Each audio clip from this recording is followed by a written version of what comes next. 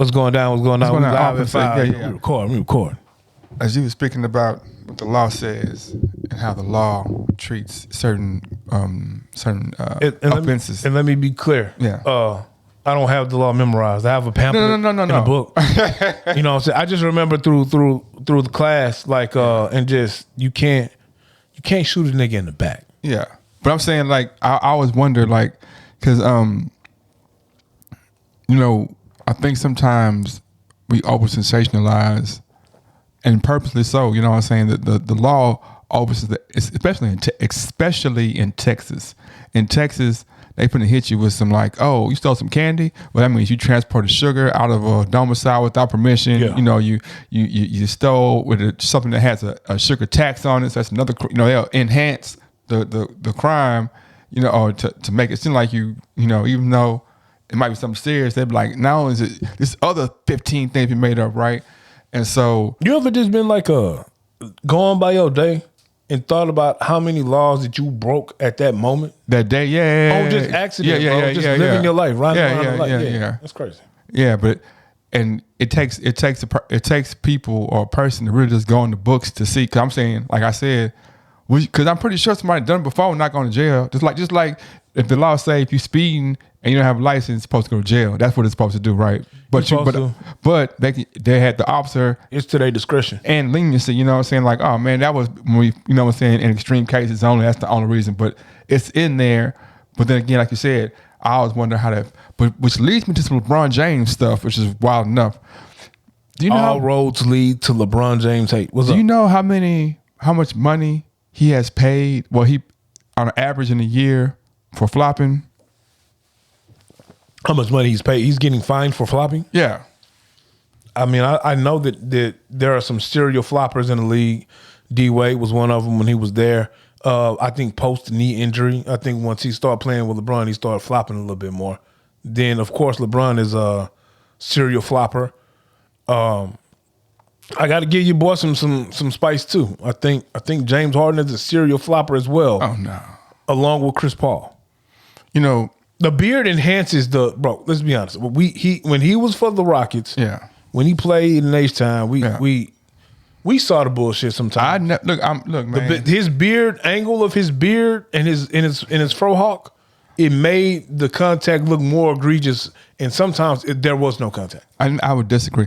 I think the reason why I fight hard, or people think that I like Harden's game, but one of the reasons I like Harden, because I kind of feel him. Like I feel him, man, because like he is kind of ahead of the curve, you know, and he's like sometimes you can be ahead of the curve and it could be to your detriment because people ain't gonna understand it, or they're gonna be like, I don't care how far ahead of the curve you are, we're not gonna let what you do supersede our rules, even though you're in the rules, right? So he was the head of the curve, saying like, okay, if this is the rule of how you call a game, right? Yeah. If you saying he can't put his hands on me in this way, don't put your hands on me. Then I'm gonna start every time you go to the lane, he putting his hand and he's scooping up. Yeah. So if your hand is down there, it's a foul. And now, okay, I the first 2 or 3 seasons they gotta figure this out. Now my fourth. Now going forward, now I'm like, okay, I got to see this, man, because I am getting fouled. But if I just go through it, y'all start going to say, oh, man, you could play through that. You know what I'm saying? And I'm saying even if I could play through it, shit, he kind of threw me off. I was going straight. He kind of hit me a little bit. You know what I'm saying? I could have been strong and went through. Boy, I got to be strong. He fouled me. You know what I'm saying? I think officiating LeBron, officiating James Harden, officiating Shaq, maybe Dwight Howard in his prime, it was tough because these are some big dudes, strong dudes that probably could take the punishment. But what's that? They shouldn't have to. That's not the rule. Yeah. I feel you. Yeah. I'm like, that's like, I mean, it go both ways. And that's like kind of machismo type shit where they be like, oh, you got to take that. You too big for that. Like, you too big for that. But for everybody that's too big for, it's somebody too big for them. So now you're going to say you too big for them too? Like if Shaq is playing Yao, are you telling me that now Shaq can hack the shit out of Yao? Because he could big, you know what I'm saying? He too big. Pause. For that? Yeah. But yeah, back to tell LeBron James. and his fines. He is $1 million plus in fines every year. He got it though. What that got to mean? I mean, what that got to do with the team in China? I feel like he can write it off. I'm talking about on your taxes like it's a work expense. Like when you write off your uniforms or your gas for your small business. Nah, man, fines. You saying that I got fined by it's a work expense, man. Fine. I got fined for my infractions against my employer, and they put a fee on my infractions, and so on my taxes, I'm gonna put that's a work expense. Hey, flopping is a part of my uniform, like the shoes. So go ahead and add the fines I'm gonna get for flopping. I mean, he has to flop to get his way to the scoring title. No, I think his flops be the ones not on offense. This is really defensive flops when a nigga just touch him and he just fall out, or a nigga swing by him and he just like a lot of them fouls. I seen LeBron flop and he didn't get touched. Yeah. Most recently this year, the most egregious flop I've seen, and it's probably not the most egregious one. Yeah, but the Celtics game where he went in OT. Oh, and he wanted the call on the layup. Yeah, it was a foul. It was a foul. It was a foul. That was a blatant foul. Yeah, it was a foul. But come on, Bron. Yeah, I guess that's what we at. Like, you too big for that shit. Also, my nigga, I feel like Dream would have not even that part, but like gorilla dunked on that nigga. Like, you crying for that foul, man, but how many fouls you done got this game when the nigga ain't even touched you, man? Well, you ain't, and when, because during the game, it was times when he got phantom fouls where the Celtics players were going crazy, like, man, I ain't touched it, you know what I'm saying? And you wouldn't like, hey, I ain't touch him. You wouldn't like super honest guy, not that you're supposed to be, but I'm saying. So then when it happened to you, nigga, you gotta respect that, man. You gotta respect. That's the same thing because when it happened, when you did this shit, it was good. So you know what I'm saying? That's how I be feeling about our shit, man. They ain't how it's gonna go though. Nah, since we talking about basketball and all time greats and goats, I ain't bought some Jordans in a while. You know what I'm saying? I love the Jordan shoe. Yeah. I was buying Jordan shoes for a long time in my life, and then I walked in the house one day, and my mama just looked at my feet and was like, them same shoes from middle school? Yeah. I'm like, nah, I rebought these, a couple months ago. Yeah. And she said, well, if I knew you was going to just rebuy the shoes when you became an adult, I wouldn't have wasted my hard-earned money on them then. Yeah. And I'm like, damn, I am just buying the shoe for the third and fourth time. So I said, I ain't going to buy no more Jordans for a while. Yeah. And then I looked online, and I saw, is it Napoleon or Neapolitan? The ice cream. The color? Oh, the ice cream? Yeah. Yeah, it's Neapolitan. Neapolitan. Yeah. They coming out with some Neapolitan Jordans. Some pink, brown, and they white.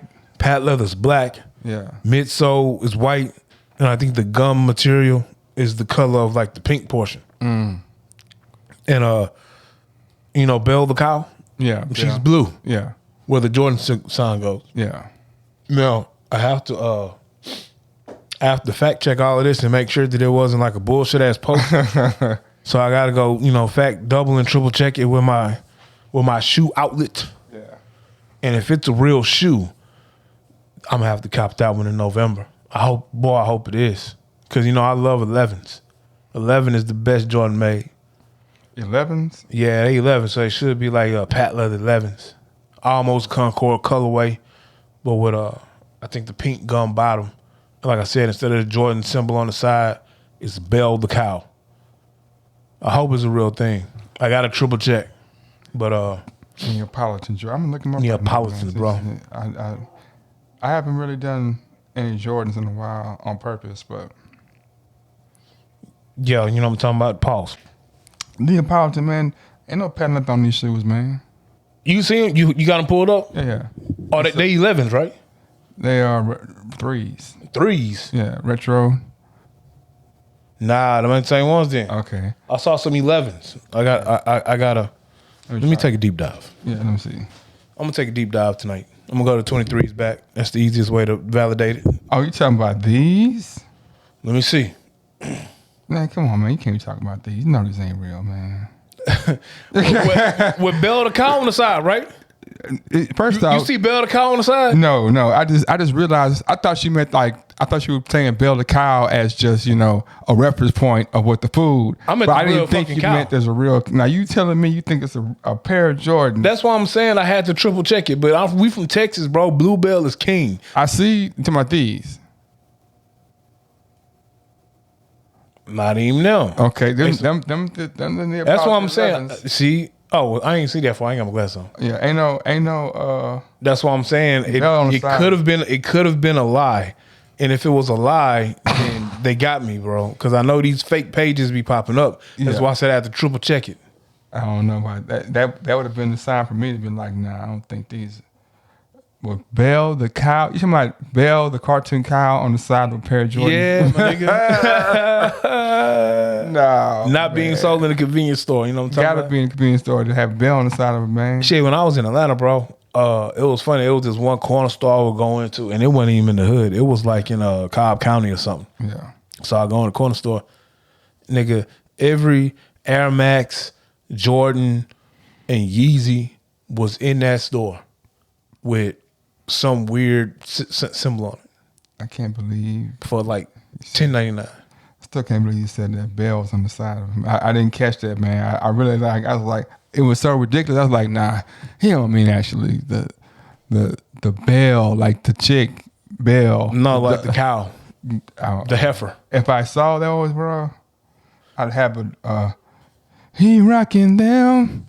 I'm surprised I haven't got clowned by you for walking around with my Harry Potter wand, bro. Nah, man, Shawan, bro. I got climbed through one, man. Because I'm a grown man with a Harry Potter wand. I mean, it might empower you, bro. Do you like Harry Potter? I'm not a Harry Potter fan, Oh, bro. man. I'm not an anti. I just never. First off, man, it's Black History Month. Ain't no black people on there, man. So I'd be like, Nah, my nigga. So I'm playing Hogwarts Legends. You know what I'm saying? I am a student yeah, in Hogwarts right now. yeah. And my character is a black kid, a 5th year Hogwarts student. Mm-hmm. I even got like I'm so black. I got as close as I can get to Gucci glasses. Do you have like an African print on your cloak and dagger? I mean, cloak and dagger. On my cloak, Yeah. I'm Slytherin. I'm Team Slytherin right now, and I got That plaid. sounds low down and dirty to me. I don't know. It is a little bit. I'm trying to get as evil as the game will let me be. I make sure I practice all the dark arts first. You know what I'm saying? My wand, however, Yeah. it's not ivory. It's mahogany. Yeah, I see. It could have been black jade. That'd have been That one the option. Damn. Yeah. Damn. But Nah. it's black though. It's black and a black though. I just be wondering, like, they be trying to steal. Have you ever seen? I'm not getting off subject, but have you seen Puss in Boots? I've seen Puss in Boots in Shrek. Yes. I'm a grown man, Yeah. and I have not seen the standalone Puss in Boot movies. I was talking about the latest one, Puss in Boots last wish. It was pretty good. But anyway, Now I've probably seen a parody porn called Puss in Boots. I ain't gonna lie, man. I will watch anything that Antonio Banderas is in. Anything he's in, bro, I'm pretty much on board. If this nigga did a hip hop album, bro, I'd buy that shit. If that nigga decided to do a cross dressing kung fu movie, man, I would watch that shit, man. Why you got to bring cross dressing into it? Because Antonio Banderas is so sexy. No, Antonio, please put your shirt on. No, I'm too sexy. So you telling me if Antonio Banderas decided to do Big Mama's House or Big Mama Part 3, where he's an undercover agent, Ooh, that'd be dressed up funny. as a Latin grandmother? That would be funny, bro. It would be hilarious, man. Because Antonio Banderas is a hidden gem, though.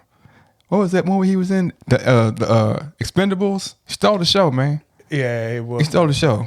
Because you really don't know if he knew what he was doing. You know what I'm saying? Yeah. And it seemed like all the shit was happening on accident. Yeah, man. Antonio Banderas, Puss in Boots. And then I know it's funny to him to say Puss in Boots because he says it so much. That's really why I watch it, because I'm going to say, how is he going to say Puss in Boots and not sound sexual in his voice? You know what I'm saying? Antonio Banderas' best movie. Olive Dim. What's the one? Let me see. I don't know, man. Has Antonio Banderas truly act in good movies, or is he just is he truly a good actor in good movies, or is he a good actor in just subpar movies? And the only reason why the movie seems like it's remotely good is because he's acting in it. I think he has made some movies, that if it was not for him, the movie would be trash. Yeah. The name of this movie escapes me. I want to say it was with Sly Stallone, but I could be wrong. But Banderas was an assassin. And his job was to assassinate his assassin mentor. Was it Stallone? Okay. You talking about And this like 90s, like maybe mid 90s, early 90s. Once Upon a Time in Mexico? No, but that was a good movie. Once Upon a Time in Mexico was when he had the guns. The band. Yeah. And so Once Upon a Time in Mexico was a sequel to Once Upon a Time Somewhere Else. No, that was a good movie too. I forgot about that one. That was a good movie. I was mad that his brother was a white man. He was supposed to be Mexican though. It's Antonio Banderas. Anything is possible. Anything is possible. He was a man. So, I'm a gun guy. Yeah. Once Upon a Time in Mexico, I like the fact when they were like, "Are you a Mexican or a Mexican?" Yeah. B, the Mexican gangster from LA who playing everything. You talking about with the tattoo on his chest, Danny Trejo. Hey man, yeah. I wanted to be the vest with the knife nigga. I was like, if I ever turn into a legit bad guy, cartel bad guy, I'm gonna be a knife vest nigga. And then the third thing was the gun case. To this day, I still want a guitar case. That's a gun case. As a gun case. Okay, Antonio Banderas, you talking about Assassins with Sly Stallone? It was Sly Stallone, yeah. Assassins was a great How old were you, 95, man? Hey, man, say, man. I mean, honestly, in 95, I probably was a freshman in high school. I was going to say, you had to be a freshman, man. So, you wasn't even in high school. You 2000, right? 95, 96, 96, 97, 97, 98, 98, 99. I was in 9th grade. Yeah. I was supposed to be in the 9th grade, but I was in 8th grade. You was in 8th grade? Yeah, I flunked 4th grade. Okay. Assassins was a great movie, bro. Assassins was a good movie, man. Once Upon a Time in Mexico was a great movie. My favorite movie of Antonio Banderas is Zorro. So I'm going to say Zorro was pretty live. Zorro was live. But, Hitman's Bodyguard. See, I ain't see the Hitman's Bodyguard. You ain't seen the Hitman's Bodyguard's wife with Samuel and Ryan, what you call it? Nah, I ain't watching. And then Selma Hayek on the part 2, and Antonio Banderas. Antonio Banderas was in I just saw it, man. I saw him in Expendables. All them Spy Kids, I ain't watched them shits. I've never seen Spy Kids. Yeah, he was in Spy Kids. The 13th Warrior. I saw the 13th Warrior. He was in Indiana Jones in the new Indiana Jones movie? I can see that. Okay. He was in something else. Uncharted. You seen Uncharted? With Spider-Man and it's such a good vibration. What was he in Uncharted? It's such a I've seen the movie. Sensation. Well, Marky Mark. It's just come on. Doom. Can you believe that nigga? That boy blew up, man. Fuck him though. What was Antonio been? He was the bad guy. He was the antagonist. He was. Yeah. Guy. He was. I remember. Yeah, he's a good antagonist. Yeah. He's evil, but he's so damn good at being evil. Interviewing about he been in some stuff, man. No, he has. But I mean, like I said, The Assassins was a good movie, and then of course Once Upon a Time in Mexico. Yeah. Nah, he was in the streets of Philadelphia. Nah. You know what? We should do a whole show where we just take movies and just really just layman's term the movie, or not even that, just break down some of the parts of the movie that, like, I don't know how that went. Like when Philadelphia came out, right, and they were pitching it to that was the AIDS dude, right? Yeah, with Tom Hanks and Denzel. Yeah. So I come with Tom Hanks, was like, okay, I got this role for you. You're gonna have AIDS. Okay. You're gonna have, and then we're gonna break your body down, but you're gonna go from looking like you look now to like you finna die. I don't die in my movies. Now you're gonna die in this one. I'm a horrible Denzel, by the way. Not talking about Oh, that was Denzel. Yeah. Denzel didn't have AIDS. Tom Hanks had AIDS, right? Oh, that's what I'm gonna say. You think I'm talking about somebody, a black man dying in Black History Month? You think I'm gonna talk about? Speaking of Black History Month, the Will Smith movie this month was the greatest movie ever made, man. Will Smith had a movie came out this month. Emancipation. It didn't come out this month. Well, it came out, but this month right now, it's one of the greatest movies ever, man. For this month. That nigga fought you missed. That nigga fought an alligator, man. You told me about that. I saw some interview he did where he was doing a movie. Yeah. And there was legit shackles on his neck. And these motherfuckers lost the key. Couldn't find the key. Uh-huh. So for like 15 minutes, he was just sitting there legit shackled. Yeah. He was trying not to freak out. He talks with an accent. How would you have acted at that time? Like, would you have broken character and been like, y'all better get me out these motherfucking shackles? Or would you have been like, nah, that's cool. You know, mistakes are made. Just find the motherfuckers. Me? You. Or Will Smith? You. Me? You're Will Smith, but you would react in the way JB would react. Oh, man. I'd be low-key. I'd be like, y'all boy. I really just start looking at the white people like, which one of y'all white? In my head, I'd be like, one of these white boys lost the key on purpose, man, trying to get his laughs off. He won the bet on me. Damn. That's how it would feel. I would blame Jada first. I'd be like, he didn't won his bet on me, man. The ball-headed demon. I would I would blame Jada first. And then secondly, I'd be like, so you mean to tell me This all you motherfuckers on this set only have one key to these real iron shackles on my neck? Yeah.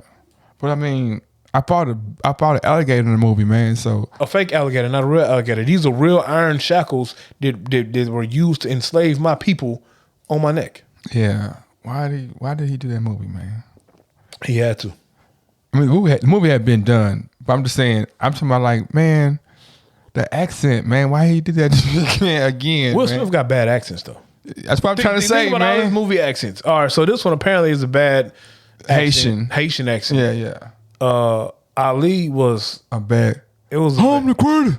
It's like he was talking at the back of his neck the whole time. Yeah. I'm a bad man. And then when you look at, I mean, it was almost Ali's, but Ali ain't talk like that. And then I spoke up. After Earth, I don't know what that accent was supposed to be that him and his son had, but it was trash. I've never seen After Earth the whole way through. I was like, it's a bad movie. It's a legit, is it bad, man? It's a legit bad movie that when me and the wife, when it comes on, we have to watch it. That's not bad then, man. It was a bad movie. If it's bad, it's a bad movie. I have never seen the whole way through, so I can't. Exactly, because it's a bad movie. I just be, I always watch it when I'm sleepy. I don't, it'll never come on. Ain't one of the movies that come on like feature movie of the week. It's not going to be a feature. It's always like 2 a.m. We ran out of movies to watch. I'm a Will Smith fan. So, yes, every summer, it was Big Willie summer, and I would watch, I'm waiting for Will Smith movie to drop. Bad Boys 1, 2, and 3, See, and 4 coming. Y'all, 3 they could have kept, and they probably should be keeping 4.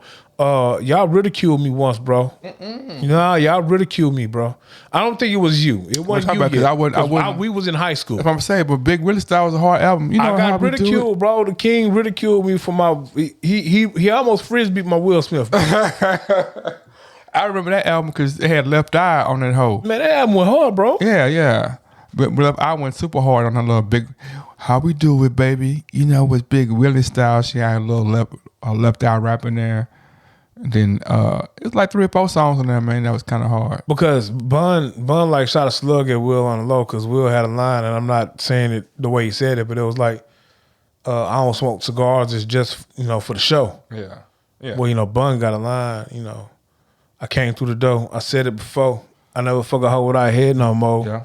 I never pull up with nothing less than the foe. When I smoke cigars. And I smoke cigars that ain't just for the show. Yeah. You know what I'm saying? So he shot a slug at Will, bro. Yeah, but Big Will was like, man, do you know what I got, bro?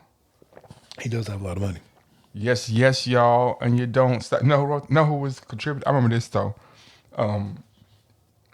Camp Lo were not ghostwriter, but they were the assisted him writing that album. Camp Lo did, and you can hear some of the songs like dang, all good. Yes, y'all, and you don't stop. Yeah, Andy, just the 2 of us. Fire song, bro. I know Nas helped out with Get Jiggy With It in Miami. Yeah. Hey man, Will Smith goes hard, bro. Summertime was a hard ass track. Like you are telling lies if you weren't in your teens. And when even now, bro, like I feel like when it's summertime, that song has to come on and let you know it's officially summertime to go out there into your barbecues and your pool parties, all that shit. You know what I'm talking about? Yeah. All that shit. All right. Will Smith movies though. Like the other bad movie I watch is Wild Wild West. I love it. We're going straight to the Wild Wild West. I love it. I love every aspect about that movie, bro. I will watch that movie at least 3 times a year, along with iRobot. Now, iRobot was bad. Yeah, that was good too. Is Cisco? No, iRobot was a good movie, but it was bad for me because it's my favorite movie. Yeah. I watch iRobot at one point in my life once a month. And I watched that shit like I'd never seen it before. Matter of fact, the fact that I just brought it up, Yeah, I'm watching. after we pod, I'm watching iRobot tonight. Has there ever been a R&B guy who was more cherished than Cisco? At one, like, who was like, man, I gotta have this nigga. If I put him on the hook and he delivered so many times, it's been sometimes like you be thinking like, oh yeah, man, if I get him on the hook, man, I think the latest version might be Drake. It was a point where if Drake was doing your hooks, you was gonna win. But it's not like Cisco though. Because I think Cisco is the only, okay, what, give me your hottest feature rapper. Like if I get this rap on feature. Busta Rhymes or Ludacris. All right, or even Bun for the South. Okay, let's say Bun for the South, yeah. That was Cisco. I don't know. That was Cisco in his prime. As hot as Cisco was, that was him in his prime. Well, he was killing feature shit more than his own shit. Oh, nah, man. What you talking about? I don't know of any other R&B, like you can't say Usher because Usher got slaps that are classics, and I don't know if he was like a hooker. Nah, Usher wasn't a hooker. That's what I'm saying. Like he was not a hooker. Chris Brown ain't a hooker. No. But Cisco, his album, he only dropped two albums. Yeah. But the first one had Incomplete, had Thong Song. Thong. So Thong Song trumps Thong Song as a song trumps anything. It's like one of the top 10 songs ever of an R&B artist. The only R&B artist that I could say was this, and I don't mean think it's a close comparison. I think they're so far apart. Yeah. You can't compare them. Who? But I mean, the only other person is Kels. Everybody wanted Kels. Yeah, but what's Kel's most classic hook? It don't matter because he was writing the whole song. No, I'm just saying. I'm asking you, like, what's the most classic hook on a rap? On a rap? Yeah. It gotta be like everybody's like, oh, that man. It gotta be something off of him and Hov on Best of Both Worlds. I think it's Fiesta. I mean, ain't that on Best of Both Worlds? Is it? Yeah. Fiesta. Yeah, that's on Best of Both Worlds. Fiesta. That might be his biggest R&B hook, where the hook was Fiesta. But the remix or the original? Either one, you know what I'm saying? Then I'm saying, because you talking about Cisco had what they want from a nigga. Somebody let me know.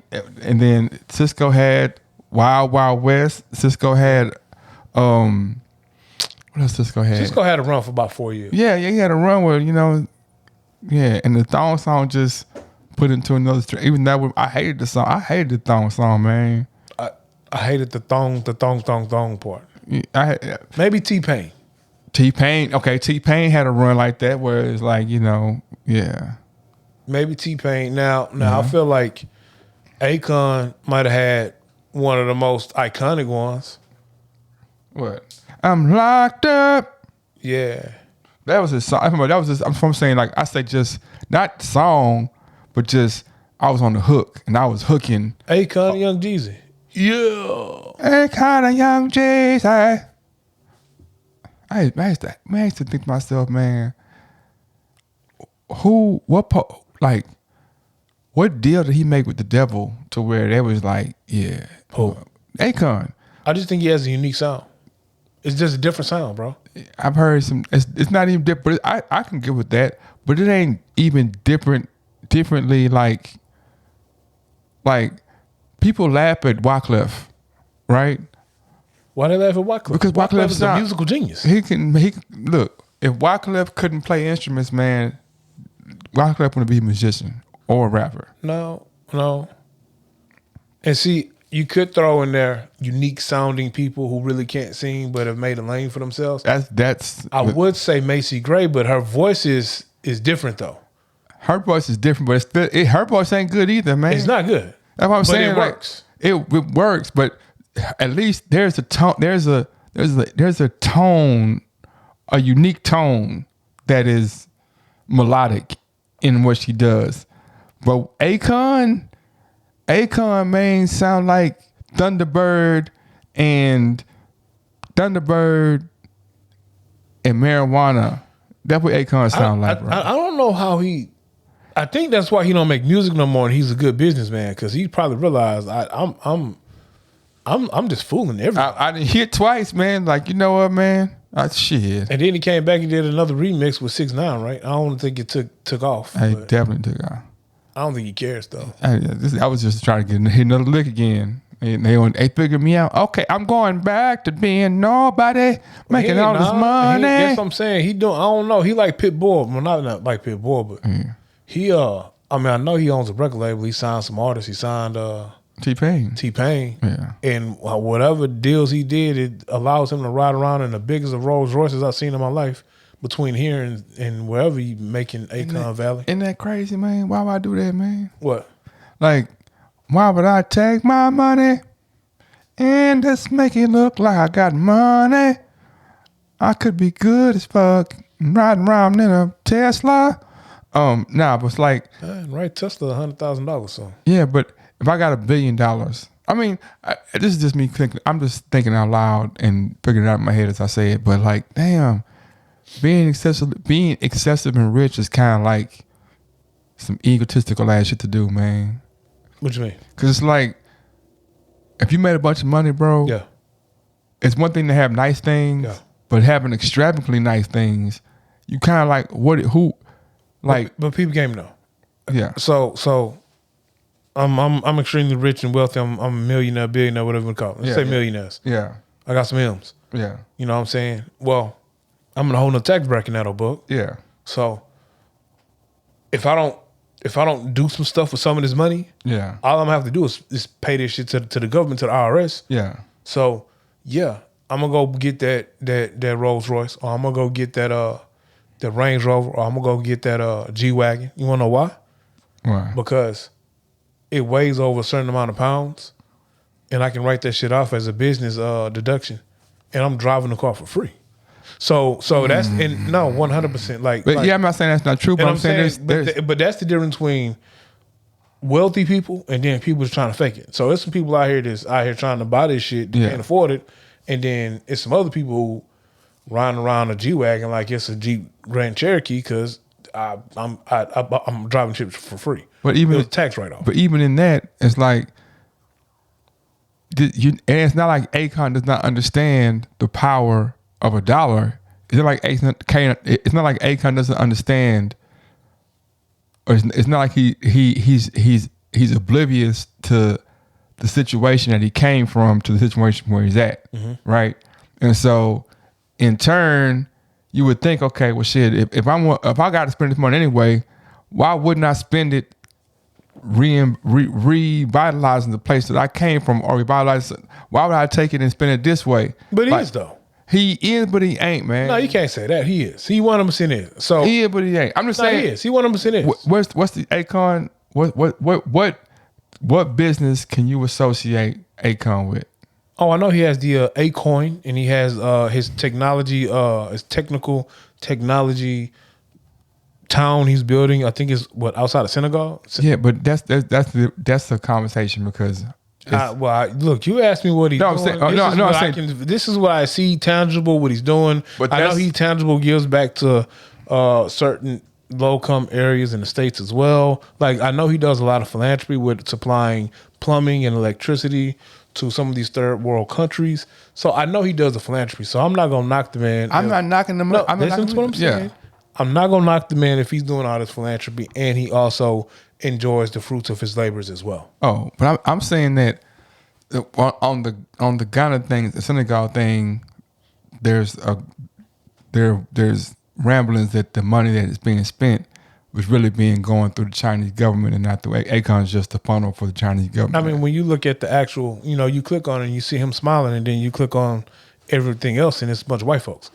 Yeah, but it's supposedly coming through China, but that's neither here nor there. Oh yeah, they ain't gonna You know what I'm saying? do me. But Did you buy Acorn? hell no, I ain't buy no Acorn. I almost bought some. I almost bought some. I ain't buy Bitcoin either. But I got a little bit. yeah, I ain't got enough to be rich, and I ain't got enough, and I ain't losing enough to be mad. yeah. I mean, it's just the concept seems kind of like volatile. That's why I didn't buy it. But anyway, I was saying that like You read up on the Fed coin?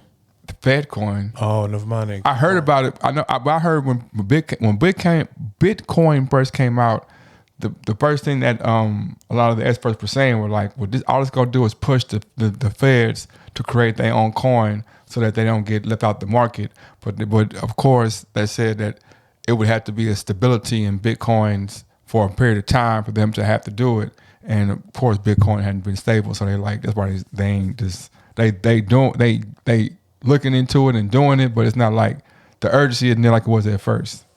Because Bitcoin supposed to been like we can't trace the money and we can just create money. And it's all anyway.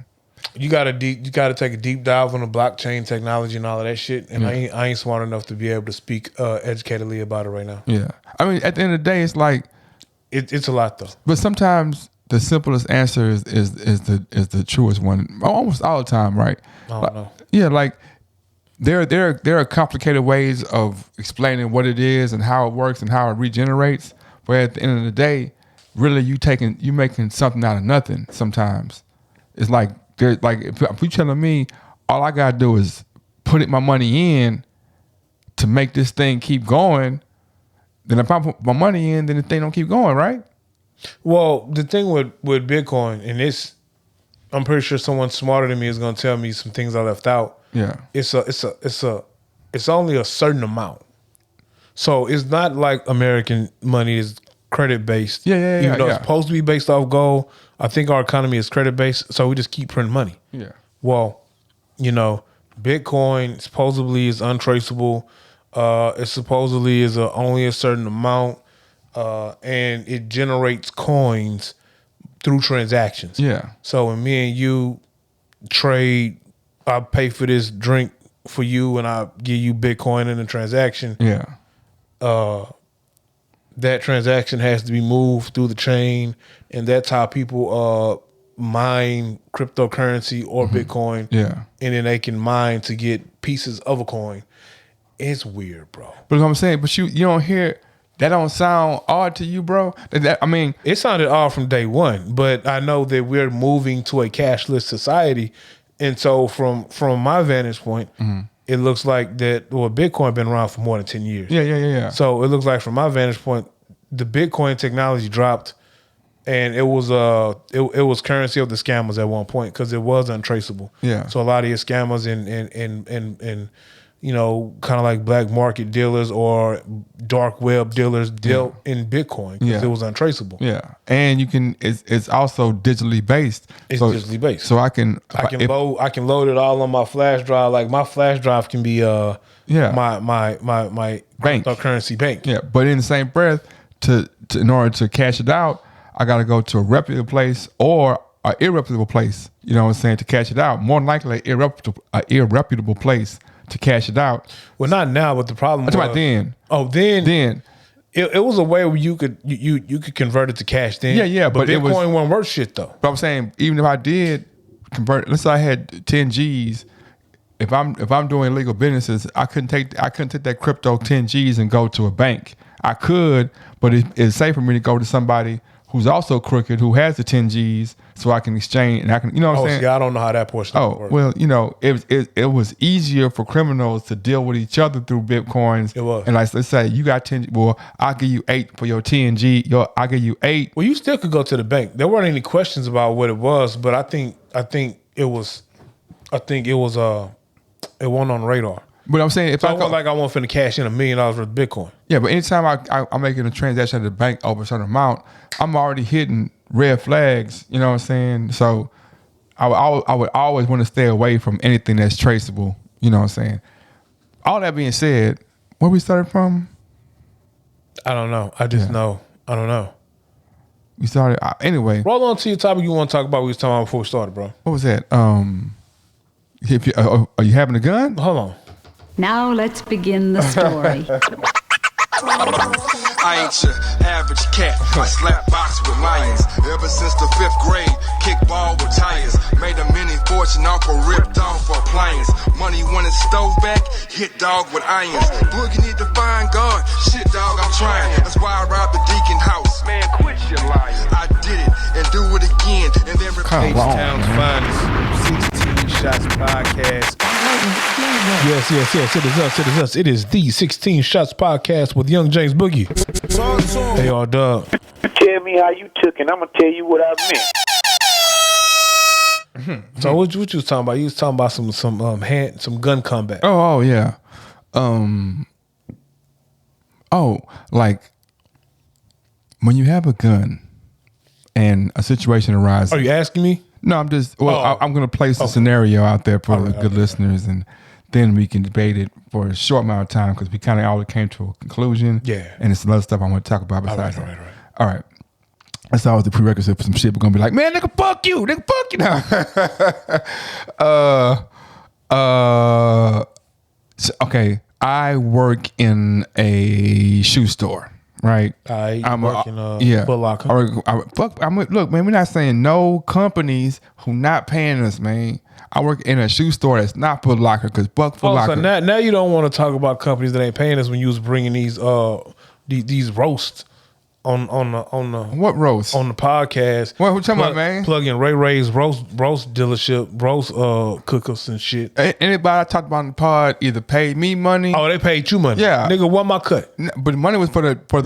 Nigga, no, for the nigga, work they did. No, they paid you to rep them on our podcast. Where's my half? If they did that, man, then we talk with them every day. All right, so you work at a shoe store. Yeah, I work at a shoe store, and then everybody knows that I'm a pistol packing legal gun owner.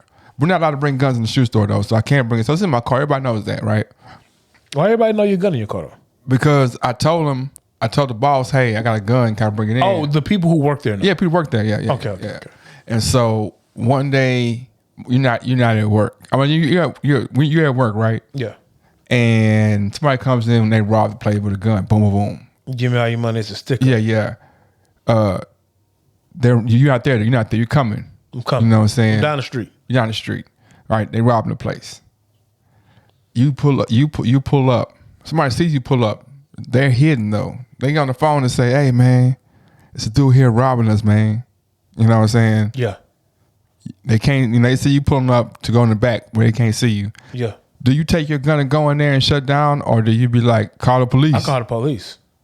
I'm calling the police. Yeah. And you let if them. I pull up, if you see the Crown Vic pull up and you say, "Hey, Doug." But hold up. One more caveat. What's up with the caveat? He got everybody facing the front door because he took everybody out the back and put them in the front. Yeah. So he facing them. Right. But he didn't look behind the boxes where Junior's hiding, right? So he'll know it's there. Yeah.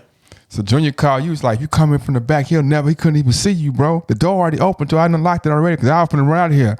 You can come in, just bop him in the back, or, you know what I'm saying? What, are you going to call the police and tell them that, or you going to come in and bop from the back? I would tell Junior to sneak out the back and get in the car with me, and we going to call the police and tell the police what's going on. Now, okay, that's fine. No judgment zone. Yeah. Now, the person that decides I want to go in there and I got to pop in the back. I'm a John Wayne the bitch. Yeah. And hit him back. I can't knock either person for their decision, man. Yeah, I ain't gonna knock him. I think it's a bad decision though. I can't. I think to me, if I'm the person with the gun to their head, that's a great decision, my nigga. Like, hit this nigga, hit this fool. I'm gonna tell you why I think it's a bad decision. Why? As sad as it sounds, I think everyone who is a gun owner who carries daily, they're not all equipped for combat. So I don't think it's a good idea to introduce. I think if you're already safe and you can help assist people out safely without the assailant knowing, and I can call the police. No, he got everybody in the front. But Junior's in the back. I can get Junior out. He got everybody in the front except for Junior. And Junior can come out the back. And he's like, if I don't get X, Y, Z, I'm just gonna start popping people off. Now you adding. I'm adding to it. I want this to be the decision where you have the ultimate decision I want you to have. I don't want you to be able to have any other decision. But either I can shoot this dude or somebody dies, or I can call police and wait because I'm not a cop. What kind of gun he got? He got an AR-15. And I just got my pistol. You got a 9mm. Calling police. But you know he won't see you coming in, and you have a clear shot at him. You coming from the back. He got everybody in the front. It's one of him. This is gonna sound bad when I say this. No, it ain't gonna sound bad. I'm gonna tell you why it's gonna sound bad. Okay, why it's not bad, man? Because I'm just thinking about all the coworkers I've had. I'm gonna call the police. I'm gonna call the police. I mean, it's nothing wrong with that. Now, if you add the caveat to like my family in there, or like my wife in there, Yeah. or like, you know, if I had kids and my niece and nephew in there, yeah, I'm going in now finna pop this clown. yeah. But if it's just some coworkers, I'm gonna be like, hey, Junior, bro, sneak out the back. I'm calling the police right now. Yeah, I think it's just unique that because the person that goes in there and shoots, you can't do nothing but respect them. The person who doesn't go in there and shoot, can't do nothing but respect them. But in the same breath, the people who are in there, they're gonna be upset at the person to an extent. It's like, man. But the other piece is this though. What? You do want to avoid the shootout because now if I roll, all right, let's say I roll in. You thinking logically. But listen though, Yeah. let's say I roll in. Yeah. And I hope the gun owners are logical thinkers.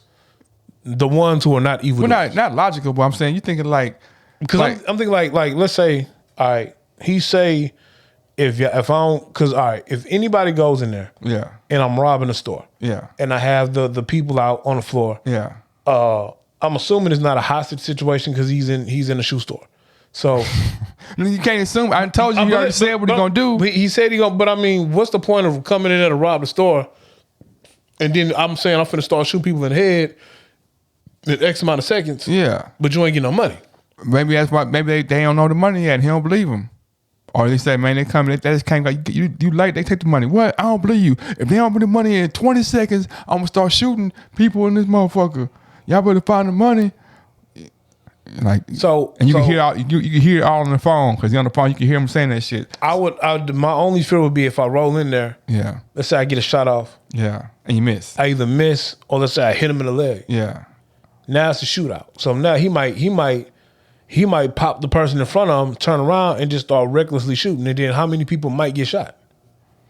He got a rifle. I got a pistol. So then you don't now I got a gun, man. Now I got to get in position to defend him with the rifle and me with a pistol. Yeah, then he can hit further objects than I can, technically, with the pistol because he has you know.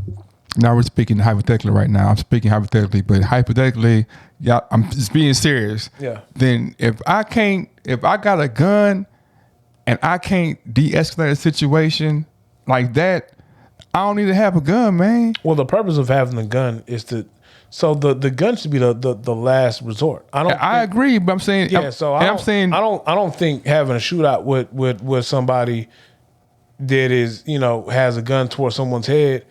I don't think that's the best of ideas. I'm saying this should be target practice, man. Your SWAT team don't even do that. But this should be target practice, man. It'd be a lot of times where your SWAT team or your police, they be having shots on these dudes, man. But they can't go in their gun blazing because, you know, it might turn worse. But I'm saying, I agree. All I'm saying is that if me as a gun owner or a gun user, I can't come in and hit this target that's 20 feet away, 15 feet away, that's not moving, that can't see me. I got 20, 30 seconds to hit this target.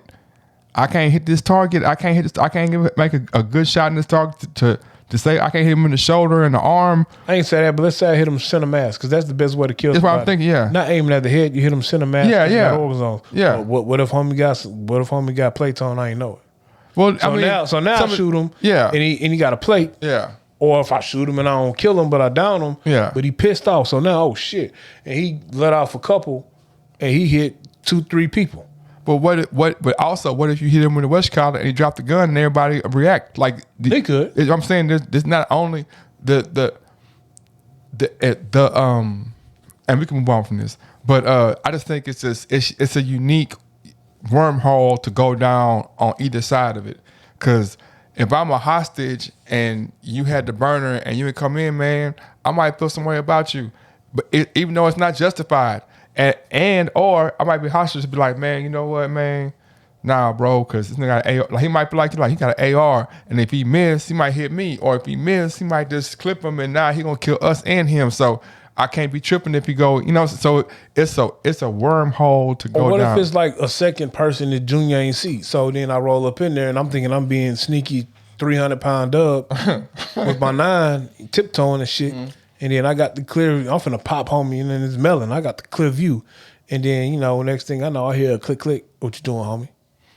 Because his partner is on the side of the door watching the back, unbeknownst to Julio. How many times, Junior? How many times? That's racist. How many times have you been in a life-threatening gun situation, like where it's a gun or guns and your lives are in danger? That's my foot. Oh, don't do that. Sound like a door opener. So you don't get the banger. I have not been in a. Well, I've been. I know what you're gonna say. I mean, I've been in a couple of times where there has been shootouts or shooting, and you have to hit the deck. Yeah. But I have not been in a situation where I had to make a decision of, pull out my weapon and defend myself. Like, I'm not finna. If I'm in the store, and I got it on me, I feel obligated to do something. I'm gonna do something. If I'm in the store and I got it on me, it's one thing.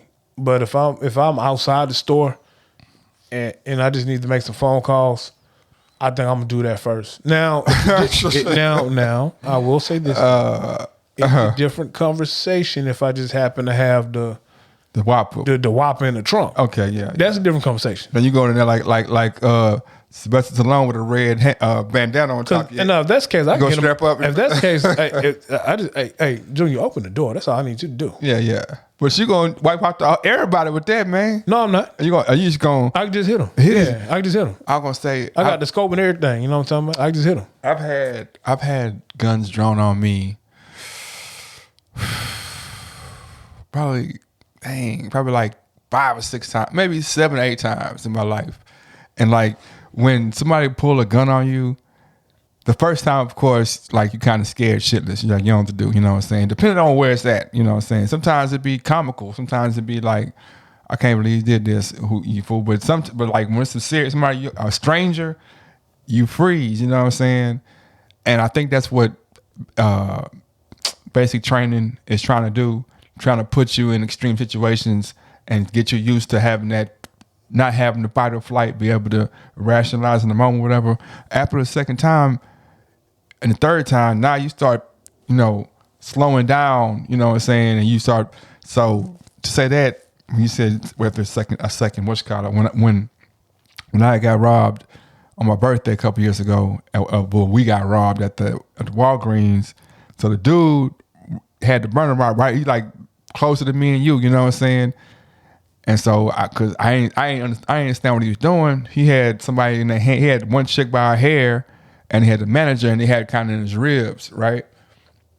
And so I'm thinking like, man, it's for tripping because he way down the hallway. I got 2 bags of ice in my hand. I'm about to ice, you know what I'm saying? He come down there, and I'm like, oh man, these boys tripping. I'm just thinking they tripping, like he tripping with his gal, and I can't, cause I can't see his hand. So he get closer. He's like, "Hey man, what did you do?" He put it right to him. I'm like, "Bro, you for real, man?" You're like, "Yeah." I'm like, "You tripping, bro?" You know what I'm saying? I put the ice down. You know what I'm saying? And we had to lay down or whatever.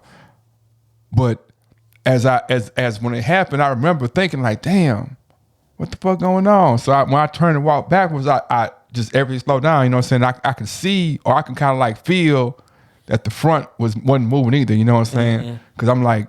I can't see, but I can kind of like, you know how you can hear movement and shit. Like the front has frozen too. You know, this whole frozen. So when I lay down and I'm hearing another voice yelling in the front, now I'm like, damn, it's two of them. You know what I'm saying? But I'm saying when you get in situations like that, the more you in it, the more you'll recognize. You know, it's not out. And I'm saying I like to say that Junior, depending on his experience in life, will be able to tell you like, hey man, I'm the only one back here. I can't hear, you know. And you would hear it on the phone too. Like you hear one person yelling, you know what I'm saying? Them niggas ain't CIA special forces where only one person talks and 4 people are on the wall, you know. But yeah, that shit funny though. That shit wow. How aware of your surroundings are you when you walk in the store? I'm pretty aware. What is different places, period? Nah, I don't be caring though. I be aware, like, you know, of course you scan the room off the rip. And so if nothing is strange off the rip, then you just go through you go through your normal function. But then I'm always looking, you know what I'm saying, not out of paranoia, but just out of like shit of curiosity of what the fuck might happen, you know what I'm saying? So I guess I'd be like on a scale of 1 to 1,000 or 1 to 10, I'd be like a 6.5, 7 aware. I think I'd be like on 9, bro. 10. Every time I go to, especially the corner store, bro. Yeah. I walk in the store like when I'm driving up to park, I'm scanning the parking lot first. Yeah. Then when I get out, I scan the like store. I scan who in the front. Yeah. I see the normal crackhead that always be there. Then I go in the store. Yeah. And you know, I just scan the whole entire spot. Yeah. Cause there be some shit going on, bro. Always, man. With all the little, you know, fake casinos and shit. I be tripping because Now I was in the corner store once where they didn't want to pay homie his money. I think he hit for like 4 bands. yeah. And they was like, come back in 2 hours. Yeah. He wasn't having that shit, bro. Yeah, He yeah. pulled a burnout. Oh. I was behind him. Yeah. He pulled a burnout like, you gonna give my motherfucking money. And I looked. Y'all don't need this soda right now, bro. I Put that shit down and just walked out. I don't know what soda man. This is on y'all, man. Nah, I really just put that shit down and walked out, bro. I look like, oh, no. Man, I'm old, bro. I'm old. I went to every time when I be going places to corner stores because I stop anywhere. I don't give a damn. And it'll be some nefarious activity going on, but then one of these little gangsters was one of my little kids back in the Gap, you know what I'm saying, or one of my older teens I used to have. So you know what I'm saying, niggas looking at me sideways, mugging me, you know what I'm saying. And then that one like, oh, what up, Coach Boogie? I'm like, oh, what's up, man? You know what I'm saying? And then shit is like, you know, kind of, niggas like, oh, okay, that's your partner or whatever. Yeah, it's my old coach, man. I'm like, damn, I remember you was a bad little nigga. I used to tell you this what you gonna do, man. And shit, you do that shit, man. What can niggas say? You know, the nefarious acts going on in and around the store don't stop me from going in the store. Oh, no. Because 90% of this shit, I'm used to it. Yeah. But I realized when I was in Atlanta, like, it's a different type of ignorant in Atlanta. Because, you know, in Texas, I don't know if niggas are respectful, if you want to call them that, or if the laws be tripping, you know, like you say, they be tripping. But I ain't used to niggas in the store trying to sell you the dope. You know, I'm used to, I'm get out the car, I might be pumping my gas, and niggas might be like, hey, big bro, you want to, you know, I got the gas. Yeah. I'm good, bro. And then it's Texas, so a nigga be sitting in low key like a little mini slab or something, and they just hit the window like, hey, I got that gas. Yeah. I'm good. I got you. I'm good. I got you. Oh, you good? You good? OG? You good? School? Whatever. You know what I'm saying? Well, that's how they call you school OG. They don't call me. They be like, well, that's because young man. I don't use Beijing though. They be like, young man. But you use Beijing though. They be like, young man. I'm like, yeah, I know. So I was in Atlanta. Shit fucked me up, bro. Yeah. And apparently, I didn't notice at the time. What? I told you like Cleveland Avenue was like blocks away from my house. Yeah. I just thought it was Cleveland Avenue. It's what Walgreens is. Yeah. I didn't realize that was Thugger's turf and when he grew up and it was the worst place to be in Atlanta. Yeah. So I went in this gas station and it was a little cold outside. Didn't pay no attention.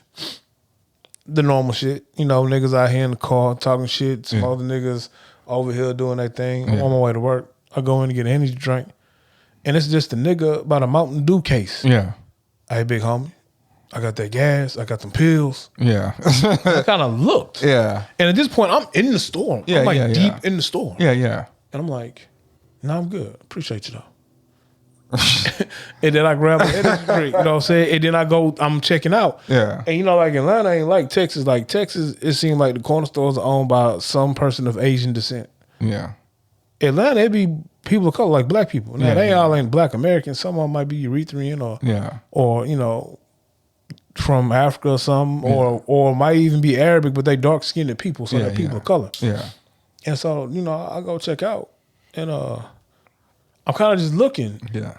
And somebody else walked in, and like I guess his partners walked in. Yeah. And so they just shooting the shit, and they kind of just scatter around the store To get their stations. to get to. And she don't seem shook at all. No, because they paying her off. Exactly. And I'm Yeah. just sitting there like, ain't this some shit? Like Yeah. HPD would never. You know what I'm saying? Because then I backdoored. A couple of days later, I went up in that bitch. Yeah.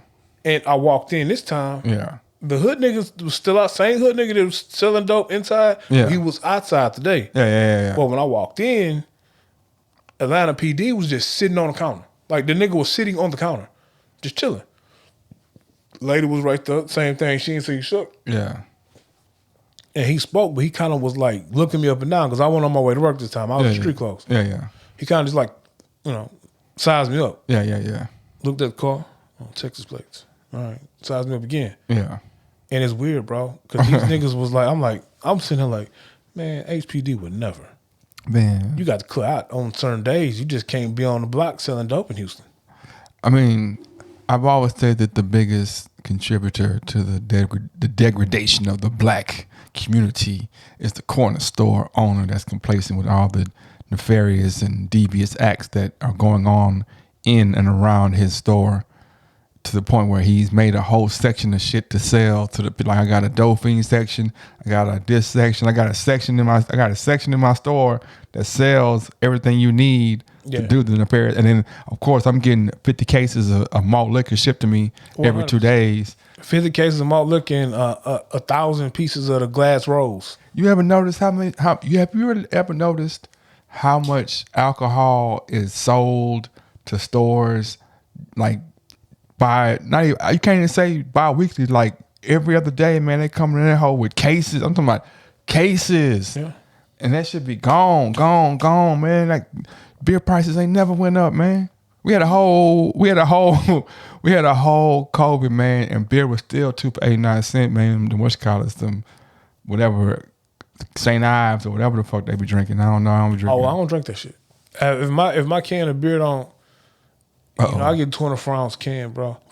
Here comes bougie. off, This is the bouge of the. If you want to keep it a buck, I drink Coors Light for the experience because I have to. Oh, okay. You know, I'm drinking, you know, some bougie IPAs or something. Yeah. You know, They ain't really go up either though. During COVID, they've been $10.99 for a minute. that's my. They ain't really. I'm saying, like, I mean, with everything else going on in life, bro, like you a whole ass nigga if you make a nigga vice go up. shit. Cigarettes went up. Well, they needed to. Bro, I'm glad I started smoking squares. I'm looking at my brother's spending habits. I'm like, I walked in on one day. Actually, when he helped me move from from Atlanta to Houston, bro. Yeah. And you know, I bought some squares for him. I went in the store. I was like, man, let me get 2-pack of Cool Menthol. $50. Man, I paid $20-something because they like $9 a pack. Yeah. I was like, what the fuck? I'm paying $10 a pack for cancer? Nah. Man, I remember cigarettes. I didn't even smoke cigarettes, but I remember cigarettes was like $3 a case. I mean, no, it was like $12 for a case. For like the big white box. Yeah, when I was smoking cigarettes, bro, I think a pack of squares was like $4.50 a pack. You ever bought a case? I never bought a carton of cigarettes. Not for myself. My grandma and my grandfather, they used to they used to buy them by the carton because they were senior citizens, bro. Yeah. They got a discount? Man, my grandfather used to have coupons. Oh, yeah. I used to be like, motherfucker, bought I used to do My triple grandmother like, not so much because she always got around, and once she stopped driving and getting around like that, I think she kind of stopped smoking. yeah. But my grandfather, it was bad when he was in a nursing home. My mama would buy cartons of squares for him. Yeah. And he died in like his late 80s. And I think at a certain point he kind of stopped smoking them. Yeah. My mama ain't know. Yeah.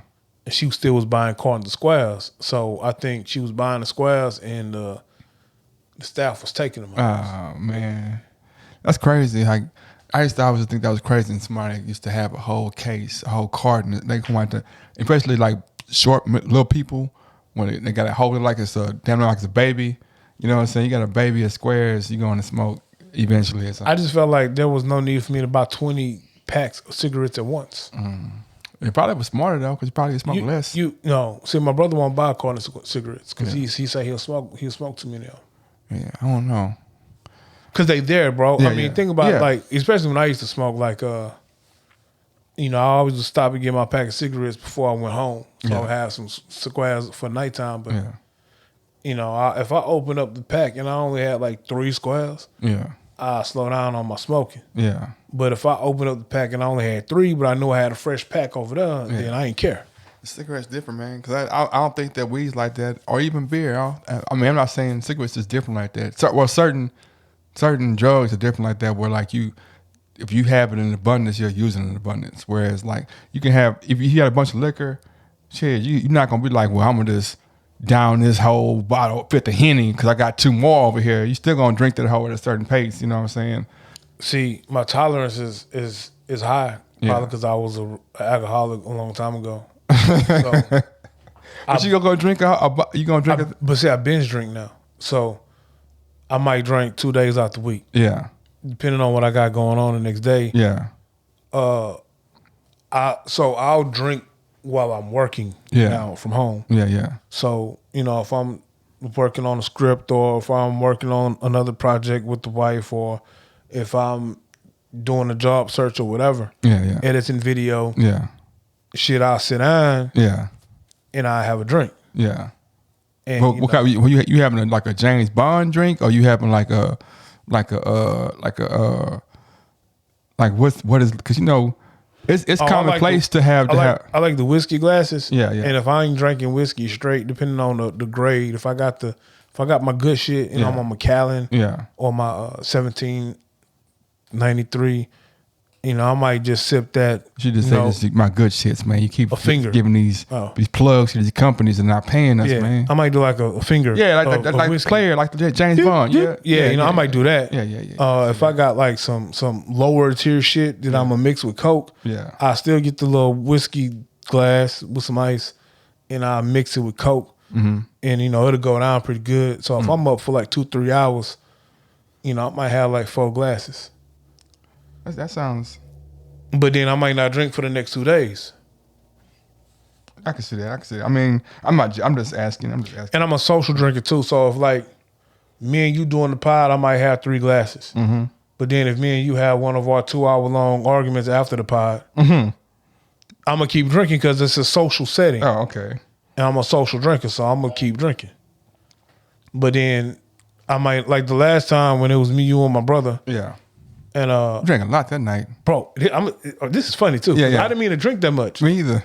And and I had bought that bottle. And I had just tried some shit at from the liquor store. So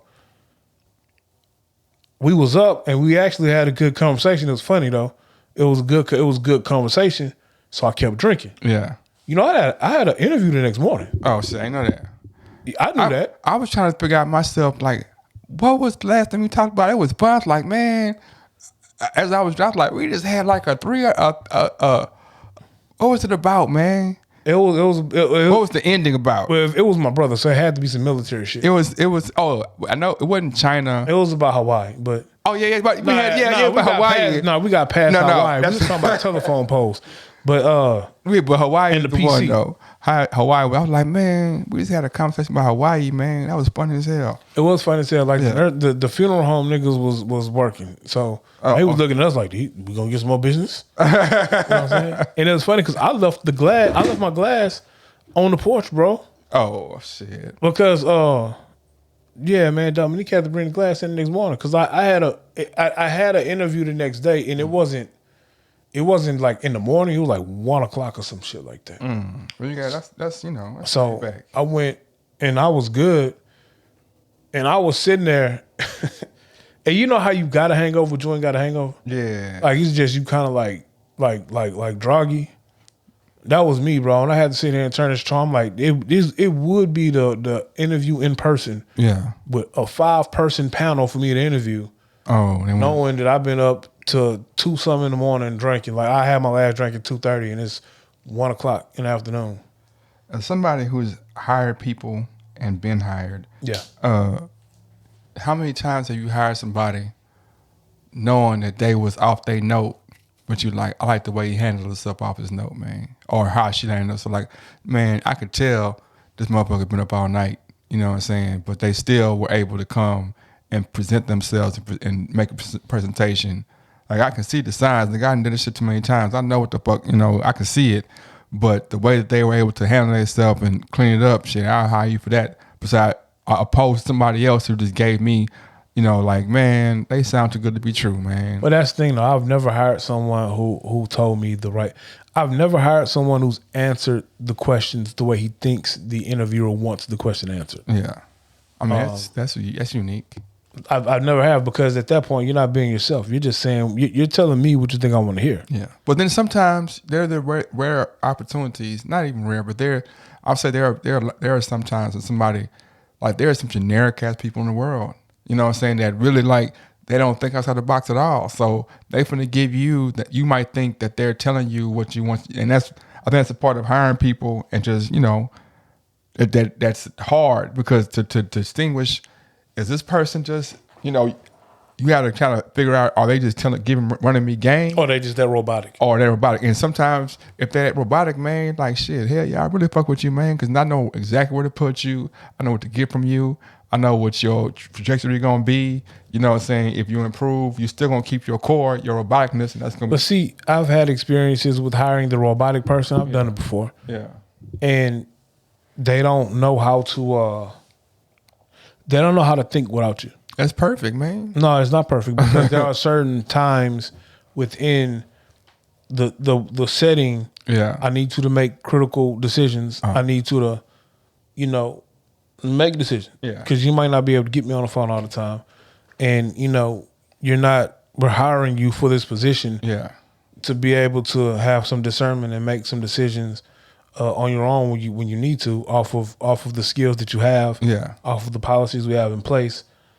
There is some gray area that you have to navigate sometimes, where there's not a right or wrong answer, or there's not a right or wrong way to handle it. Yeah, we just need it handled. Yeah, I mean that's when you have to find. Don't call me. But I'm saying this is those are my fine print people, man. That look, okay, I give this person over here the rules, give them both the same rule, but okay, knowing this person thinks outside the box, I don't have to put 1A, 1B, 1C, and 1A1, 1A2. But a lot of it ain't thinking outside the box. A lot of it is just being able to make a decision. If you had somebody work for you who couldn't make a decision? Yeah. They couldn't make a decision. They like calling you. Like they're calling you, texting you. They can't make a decision. And you're sitting there, and I'm not an asshole, so I'm not gonna be like, make the goddamn decision. I'm not gonna be like that. But them people right there is the ones that I gotta do I got rule 1, then A, B, C, and then A1, B1. I break down to where it's too many challenges for them to have to, like you have an example. You have the ability to make the decision, and this other person over here that doesn't make a decision, they get 1, 2, 3, A, B, C. You know what I'm saying? The other person get 1, 2, 3, A, B, C, A1, A2, A3, A, B, A. You know what I'm saying? See, that robotic person in some instances, they're not gonna lean on their coworker. So that robotic person is that robotic person by the book. I'm straight and narrow. Yeah, they might not. What the book say? If I hit them with it, they might not lean on a coworker to help them out with this decision. They gonna just automatically, I'm calling my superior. I'm calling here, and I'm like, time out, bro. Yeah. You calling me for what? Yeah. We pay you to do this, right? Like, Well, I mean, you're supposed to be able to do this. If you can't handle the task, that's one thing. But if you just and I understand what you're saying, but like for me, I'm like, if you can't handle it, if your deficiencies don't allow you to handle the task, then you can't get hired. But if your deficiency is your robotic, you can handle the task, you're just robotic about it, then I just got to make this shit so fine printed that okay, if I don't know this, if I'm stuck between A and B, these are the parameters that make me pick A. These are parameters that make me. So and you're a robot, so you're gonna, you know what I'm saying? That's what I tried to do, or try to do when I have that situation. See, I had a dude. He knew how to buy cars. Yeah. Shit, he was buying cars when I was in high school. Yeah. But he was that robotic where he wouldn't make a decision. And you know, I told him one day, I was like, bro, you been buying cars longer than me. Like, you know what that car is worth. You know what that car is gonna sell for. Like, you know the right price for that car. Don't be afraid to put that bread on it. You know, like, well, yeah, it's outside of this and y'all want us to do that. I'm like, yeah, you have a point though, but fuck that shit. Man, I got a dude so robotic with one of my jobs that, like, I put in 20 hours. That's what I put in. I might have worked 26 hours. He gonna put 26 on there. I'm like, why is you know what I'm saying? And then turn around and tell me, well, you got to go back. I'm like, man, if I put 20 on there, man, you have to know that that's what I put on there for a reason, man. You know what I'm saying? Whatever I put on there, that's what your job is to sign off on it. That's what your job is, man. But you know you work 26. Yeah, but So he's saying go back and put 26 to the 20. I'm saying put what I put on there. If I work 26 and I didn't put 26 on there, because I'm looking at my time sheet and I'm putting my time in, right? So it's a reason why I put 20 on there. Let me ask you a question. What? And definitely don't never put more than I put on there, man. Let me ask you a question. Yeah. His responsibility level for your time you're logging is what? It's, all he does is says he or she sometimes is supposed to say, hey, this is what they put in. I'm okay in what they put in. Now, if you don't think I did that, it's one thing. It'd be one thing if I'm trying to cheat if I'm trying to get extra. I can understand, but I'm not trying to get extra. I'm not trying to get extra. I'm not trying to get more than I'm supposed to have. You know what I'm saying? I'm putting what I want to put on there. You putting me over here to the point where I got to come, you're like, hey, man, if I put 20 on there, bro, I know I can read. Depending on the situation, and I don't know the situation, but depending on the situation and the uniqueness of it, in some aspects, because I have been in a similar situation where, you know what I'm saying, I worked X amount of hours, but I knew like, you know, department budgeting and all of that stuff. Exactly, yeah. I knew that. Me I knew I couldn't go over, let's say, 30 hours. Yeah. But to get the task done, I worked 35. Exactly. And so I put the 30. Yeah. But then the person who was my superior said, well, no, you worked 35. Yeah. We need to pay you for the 35 because if we don't pay you for the 35, Yeah. X, Y, and Z can happen. Yeah. So even though I'm saying I'm good, I know the budget constraints, I'm doing the 30, like, nah, you hit the 35 and we'll make it up on the back end next week and get you some extra hours off or whatever. Yeah. Sometimes it could be that. Sometimes it literally could just be a legal thing. Yeah. And that person is just trying to make sure he covers or she covers their basis and says, nah, I know you work 26. I'm putting the 26 opposed to what you're trying to do. I get it, but we got to do that. Like, I've been in that situation before. Yeah. But in this situation, put it like this. I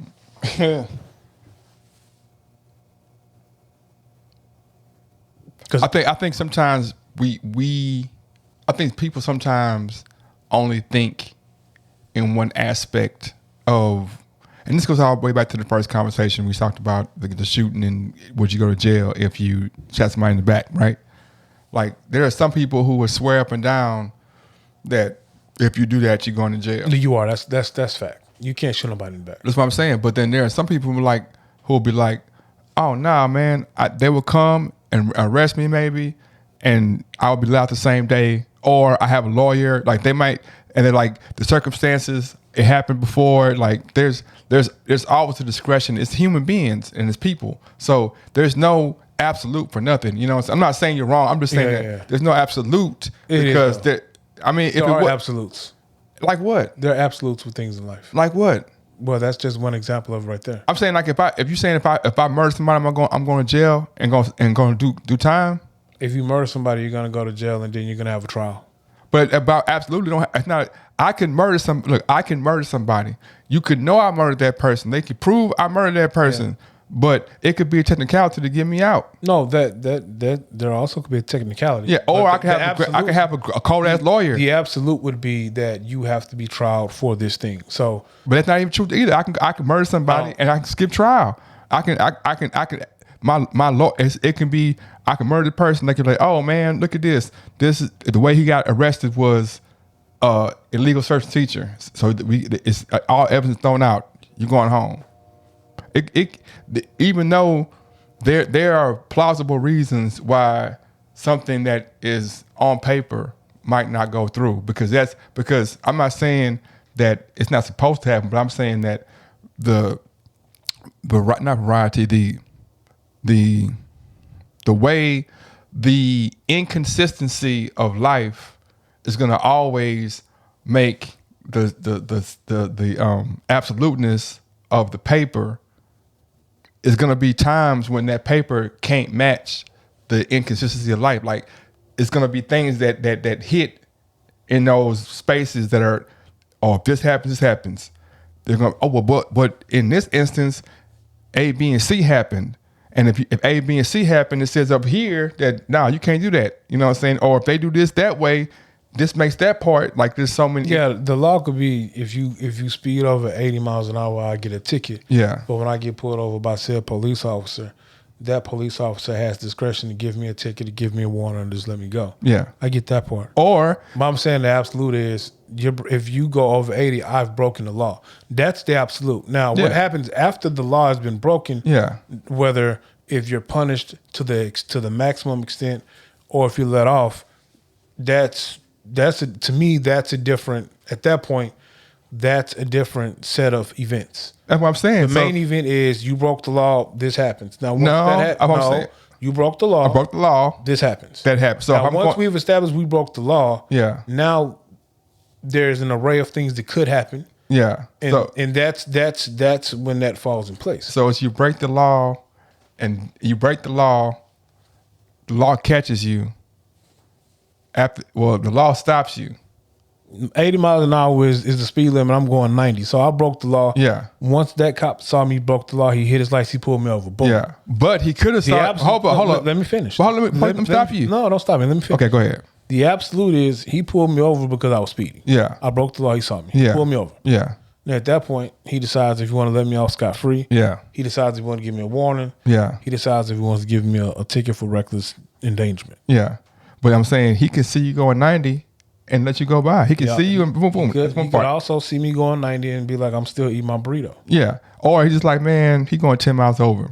Yeah, I know it says 5 miles. I know the law absolutely says over 5 miles past the speed limit is, but he can But say, man, sometimes they will let you go for 10. 10. Yeah. Okay. Also, he can pull me over. I mean, he could pull me over and be like, why you going so fast? My wife pregnant. Boom. Get out of here. Right? There's all kind of inconsistencies of life or situations that could I pop wouldn't up. call that an inconsistency though. Well, what I'm saying, I'm not saying it's bad. I'm saying that it's inconsistent because every stop gonna be different. There's no consistency in how the stops are gonna be. It's not saying that if I stop 100 speeders, I'm gonna have 80 of the same. It could be 100 different reasons, either viable or non-viable reasons why they were speeding. It could be 100 of them out of 100 stops. So these words aren't written well enough. No words could be written well enough to encompass all 100 of those meetings. So the absolute is the law was broken, but then how it's acted out could be anywhere from you keep going to you going to jail for 5 years.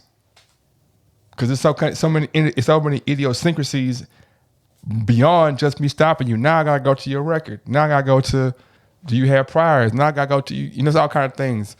But I guess I don't know. Like I said, the absolute is I broke the law. After that, shit. Well, in this true example, the absolute would be you work 20 hours, but homie put 26 on there. Yeah. Well, yeah. If it's me and you work 26, I'm putting 26 on there. And matter of fact, if you keep bringing me this timesheet with the wrong time on it, me and you gonna have an issue. Yeah, because we're gonna have an issue. But what I'm saying is also on the other side of it, you're looking at it from. I'm talking about it. You're looking at it from one perspective, right? Now there could be a different perspective that has something else to do with something else. because we're two different agencies working under the same roof, right? So you're looking at it from your agencies and the way your agency handles it and the policies. And I'm looking at the policies over here and what, I might be privy to information that you're not privy to. I don't care. Just I would say this. Yeah. I would say this. I wouldn't care that much. Yeah. All I'm gonna say is, when you bring me this timesheet, I don't want to be able to know that you worked more hours than what you put. Yeah. So I would probably tell you on the sidebar, like, look, I don't want to know that you're working more than these 20 hours. Yeah. So when you bring me this 20-hour worksheet, Yeah. you need to make sure that it appears that you are working 20 hours. But if I'm telling you that, Don't tell me. Hold on, no. But if I'm saying that, if you get my time from me before you even see your timesheet, you get your time from me, right? Mm-hmm. You go back to the timesheet and see that I've fulfilled the hours that I said. I might even have some more.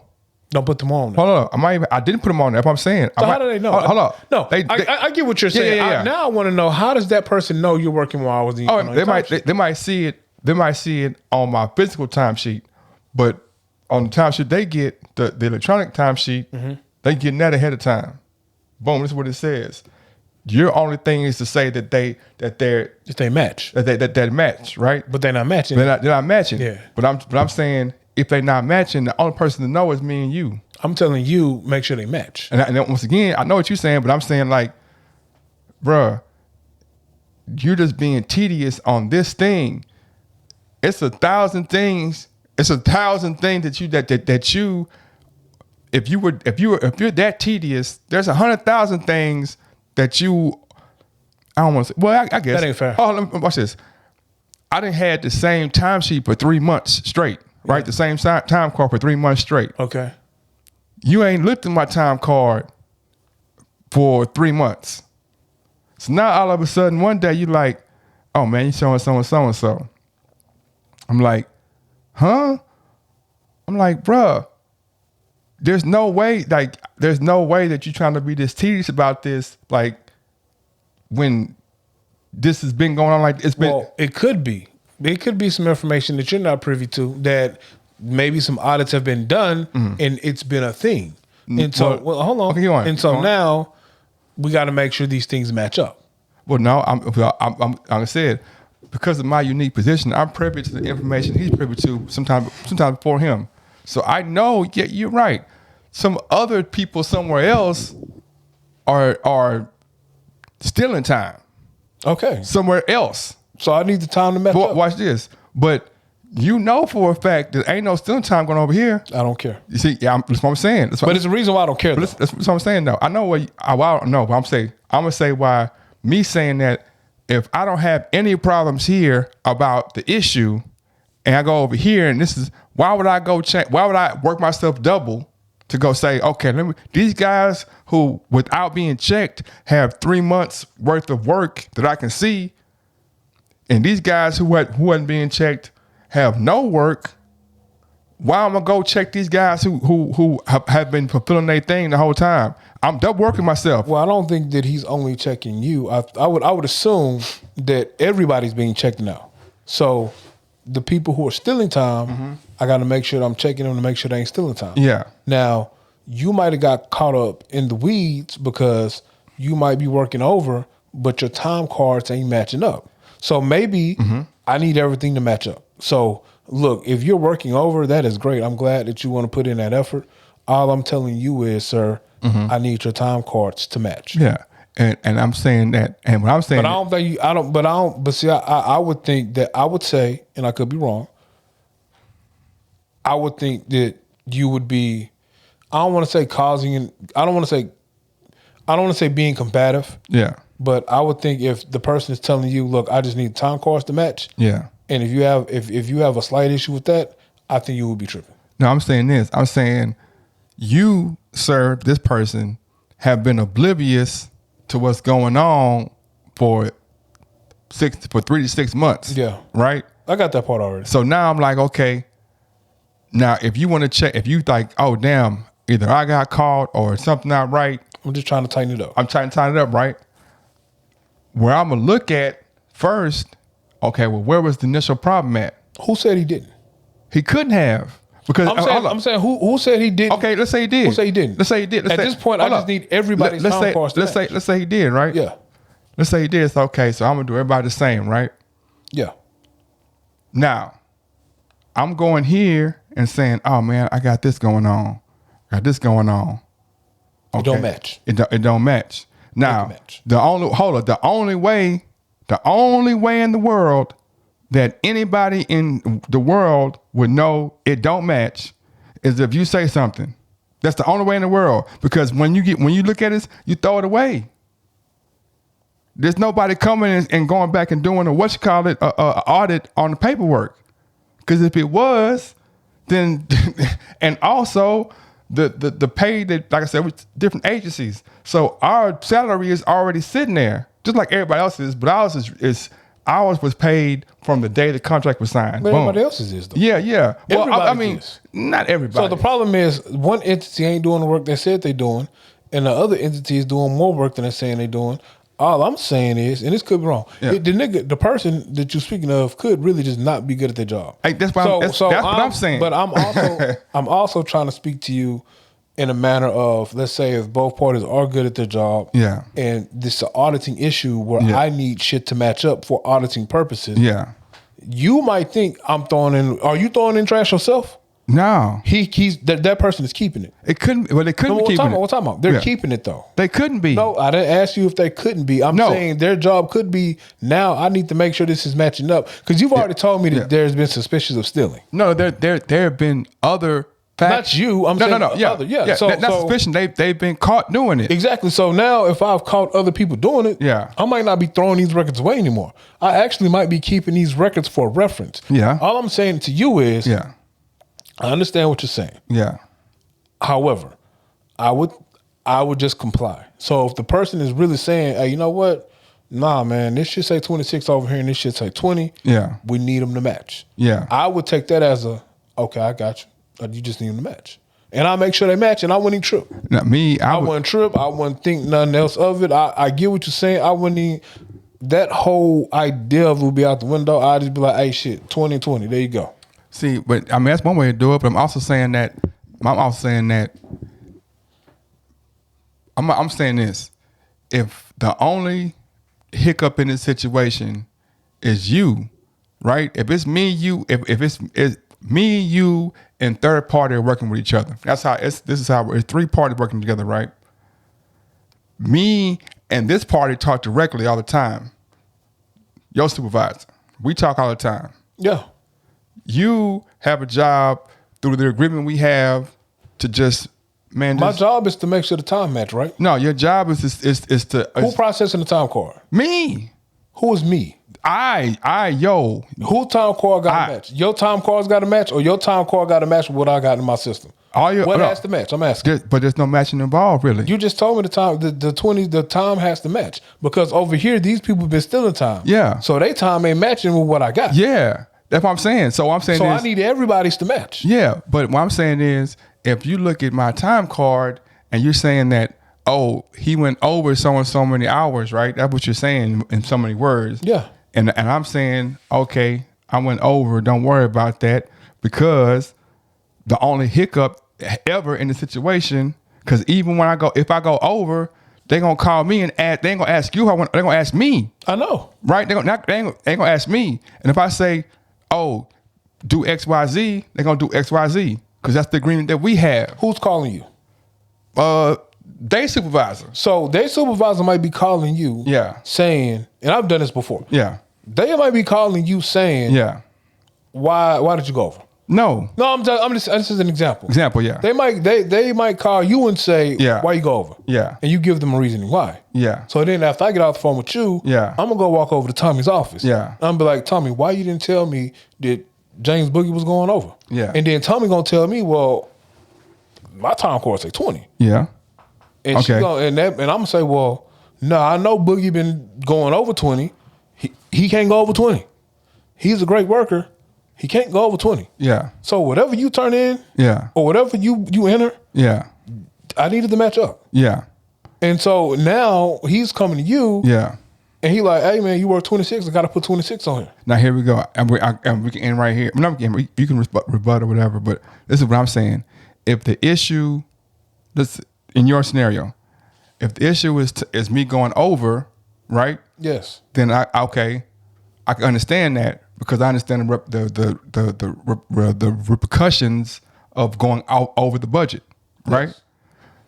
If that's never been the issue, then if I work over, and I'm sticking to the budget, your boss might say why it don't match, but your boss more likely will come to you and be like, why are you under? Or why are you like? How would I come to you and be like, what's the red flag?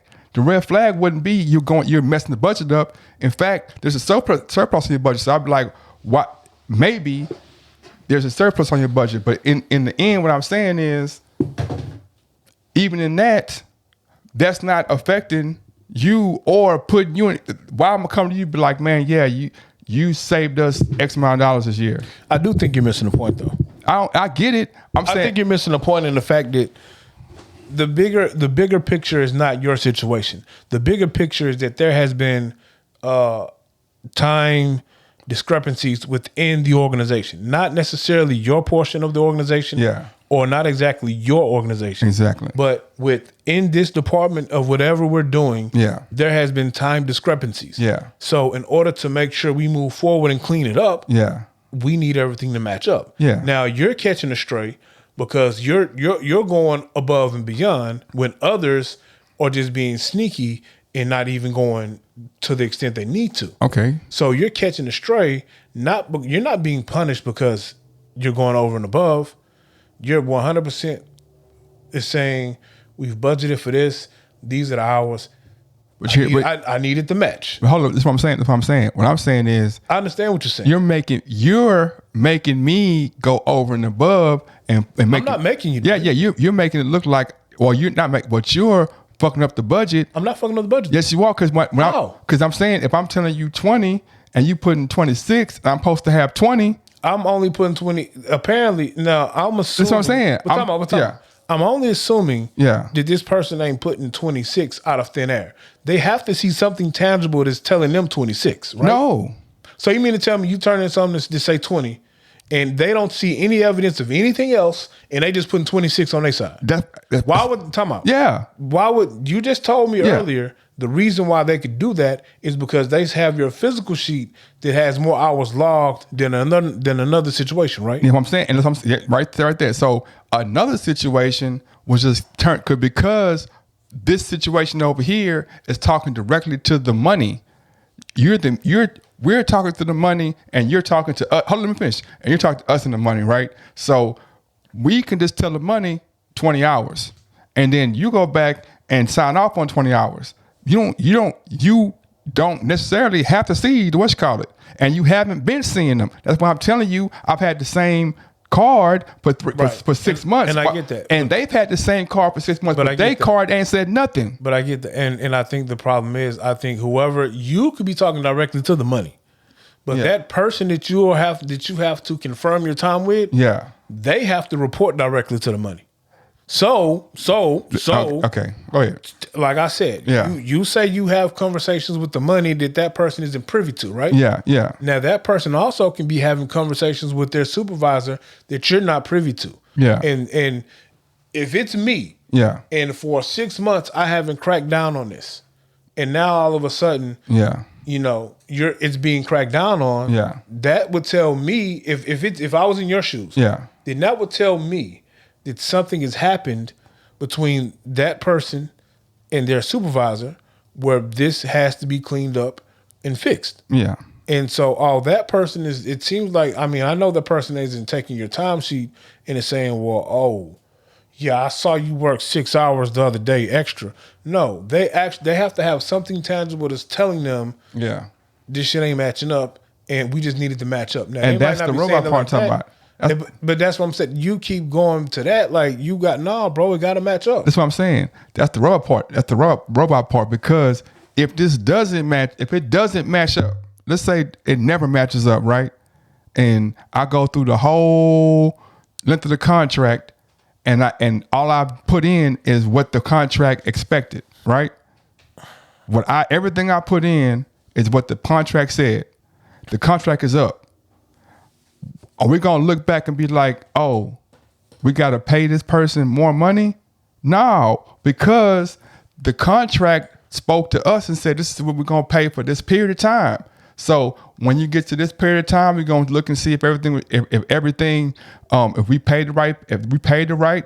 Did you come back and say you weren't paid right? No. Did you say you were paid? Yeah. Okay, we can re-up again, right? On your end, it might not matter. So on your end and how you fit into all of this, whether if it's 20 hours or 26, you get a guaranteed check for 20 hours. Yeah. Now, if you work 26 hours on your end, your organization, how you feel about it, you might not care.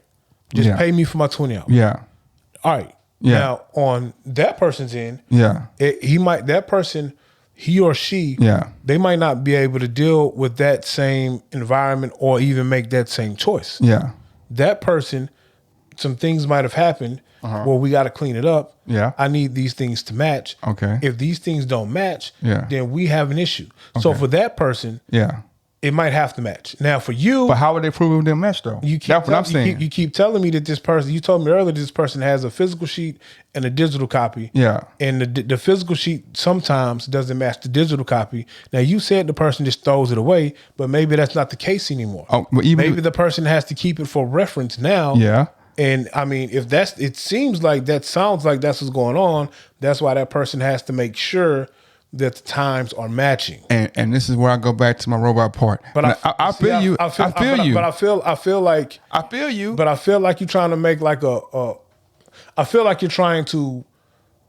I feel like you know what should happen, but you still trying to prove a point to have another opinion about it. No. This is what I'm saying. What I'm saying is this: the robot part of me, and it's not just for this, but for any situation.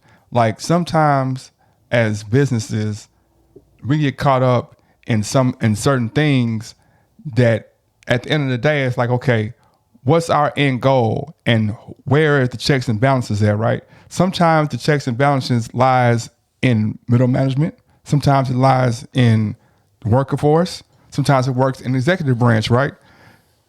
I feel like sometimes, a lot of times, the executive branch would be like, all matters should go by what I say. Like I always say, it's 3 levels of life: people who make the laws, people who enforce the laws, and people who live under the laws. And them 3 parts are never on the same level, on the same page. If they were, things would go smooth. I give example. A working example happened to me. I worked for a company or organization, and it was a certain amount of hours that I could. It was only a certain amount of hours I could work.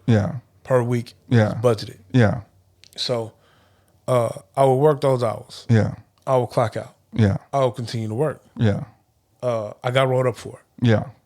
I didn't get rolled up because I was going above and beyond. Yeah. I got rolled up because I was working I was working not clocked in. Yeah.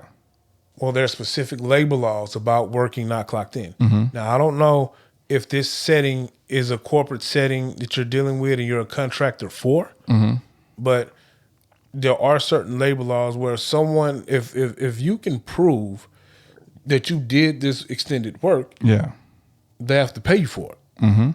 So you could be saying it's cool to whoever you're talking to. But then I got tangible proof that, well, shit, I worked X amount of hours over and I didn't get paid for it. You might not be the person to take someone to court and sue them, but you probably, but that company could be liable. Also, let's say you get hurt during this time that is not lawfully you working. That's also a liability as well. Okay. And the company is not protected. So sometimes some of these things that we look at and we feel like it's some bullshit, it's not that big of a deal. I'm not saying you're saying it's bullshit. I'm just saying sometimes when we look at these things and we kind of overlook them, we're like, it's not that big a deal. Yeah, just do this. It ain't that black and white. Or it ain't that black and white for the other person that it is for you. Like for you, it could be. No, but I'm saying, okay, let me. Y'all own entity, but for that person, you don't know. They might have to answer to a certain thing now that they haven't been keeping up with. And now I'm responsible for it. I got to answer to it. So I just need this to match up. So now we go back to the robotic part. And what I'm saying is, not watch what I'm saying. Like, so you telling me you've been fucking up all this time.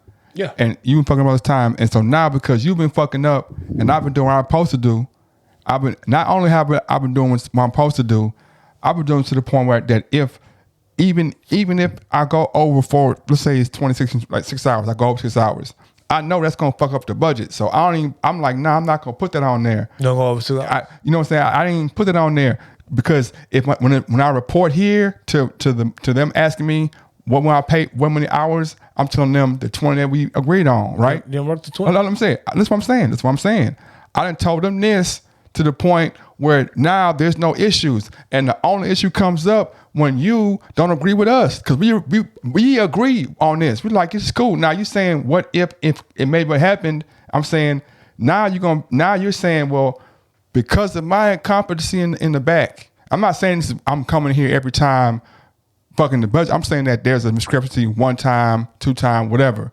But as not being a robot, saying like, damn, you didn't see this shit been right for 2-3 years, and now you're gonna say this 1 time. Oh man, I'm like, no, what I put on there, bro, because I have a history of doing this shit, of making this shit right, even when you fuck up. But see, I think you're looking at it the wrong way, because it's not necessarily about a fuck up. Because honestly, y'all both in the wrong. Nah, I'm wrong. When I say that, Yeah.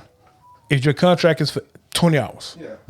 log with 20 hours. Yeah. Don't log over 20 hours. Never in your life should you have a sheet of paper that has more than 20 hours worth of work. Now, if you're going to do above and beyond and do more than the 20, do more than the 20. Don't put the shit on the books. Now, this person has not been doing their job. They've had physical worksheets that have had more than the 20, and they ain't caught on to it up until, let's say, it's been 6 months of this and you ain't been doing it. Now, all of a sudden, you want to start doing it. Well, clearly something has happened where they have to make sure these things line up. I'm hearing you. I'm saying, I'm understanding that part. I know, but I'm saying, essentially, both y'all are wrong. But I'm saying you're wrong because you have a form that I can tangibly see. Yeah. You're working more than 20 hours. Yeah. And they're wrong because they haven't been keeping tabs on everyone's hours, because clearly someone over here is stealing. Okay. So since that person is stealing, yeah, you got caught in the crossfires because you're not stealing. Matter of fact, they owe you money. Well, what I'm saying is this: if me and party A, listen, what I'm saying. I mean, if me and party A have an agreement, okay, this is what we're gonna do. We're gonna give you X amount of hours for this long, right? And we've been going through this back and forth. Only reason you're going to him because of this is a glitch in the contract to make all this work, right? It's not a glitch. It's the checks and balances. It ain't a glitch. This is we'll talk about it off air. This is a glitch in the contract to make this work. Or it's not a glitch. It's checks and balances. This is a procedure in the contract that makes this work. It's not a glitch. It's a procedure that this, that, and other, and we'll do this way, right? This is a check and balances. All right. So you're saying that me and you are direct partners, and this person right here, I work for. That's my boss. Direct partners with my boss, though, right? That's not even your boss. Like I'm saying, this is just, I report to them, right? You report to them. Yeah. So you and the person I report to, are in direct partnership. Yes. Y'all have y'all's agreement. Yes. But she or he is asking for the proof of where the funds are going, and I'm the mediator that's proving the funds, right? Yeah. All right. So all I'm saying is, hold up. Now the fact that the proving of the funds from you, all they're asking you to say yay or nay. That's all they're asking you. Literally, hold up. Literally, they're not asking you for no paperwork. All they're saying yay and nay. Yeah. Now they tell us and like, hey, partying up the doggones who have the same contract y'all have, and y'all do the same thing with y'all different spots. Y'all clearly, we know the doggones and the BBBs. I get all of this. Okay, let's hold it. But I have a question. Hold on, let me finish. The doggones, they ain't even did nothing over this 2-year period or this 1 year period. They ain't did nothing. It had nothing to do with the whatchamacallit. It had to do with the actual work that the agreement we have, because we have communications and meet. We have us, the doggons and the BBs, we report to them, right? But they haven't reported anything. And so they tell us, oh man, them BBs and did XYZ, but y'all good because y'all whatchamacallit. So now because the BBs are messed up and because you had one job was to say yes. That's your one job. And you were saying yes to them, not even looking. That was you messed up. Well, I was saying yes to both of y'all. To everybody, yeah, not looking. So let me ask you a now, question. but you have a history. Well, I'm saying, but you have a history. You looking to have a history of us being on time. It don't matter. See, if I'm I'm saying, gonna tell you why it don't matter. Why it don't matter? I'm gonna tell you why it don't matter. When the question of what work has been done for what funds, Yeah. and when someone says yes, Yeah. who's responsible for the yes? First me, then them. Who's responsible for the verification of you did this work, you get paid these 20 hours? Well, it's not like I'm asking. I guess- who is the responsible party who verifies that? Because it's not you and her or him. Because Or y'all them, have- that company. Yeah. It ain't you and that entity. Yeah. Because y'all have an agreement to do the work. Who is verifying that this has been done That's why- okay. and is stamping the yes? Let me. Me in this agency. Hold up. Let me say one more time. We've established the work. I understand that but then portion, we've also established the fact that when I do the work, I'm gonna report to you. I asked you who verifies the say- yes. Let me finish. I'm gonna report to you. I'm gonna tell you 20 hours, right? I'm gonna tell you that. Okay. And all you have to do is say, yeah. So again, That's all you gotta do. okay, time out. Yeah. Who's responsible for verifying the work and saying yes? You're saying yes. So in this time out. So in this example, Yeah. you have an agreement with this entity over here Yeah. to work X amount of hours for X amount of pay. Yes. And I am the third party Yeah. who has to stamp and say yes. Yeah. I verify that the work has been done for this amount of hours Yes. and this amount of pay. Something like that, yeah. It's either yes or no. It's It's either yes or no.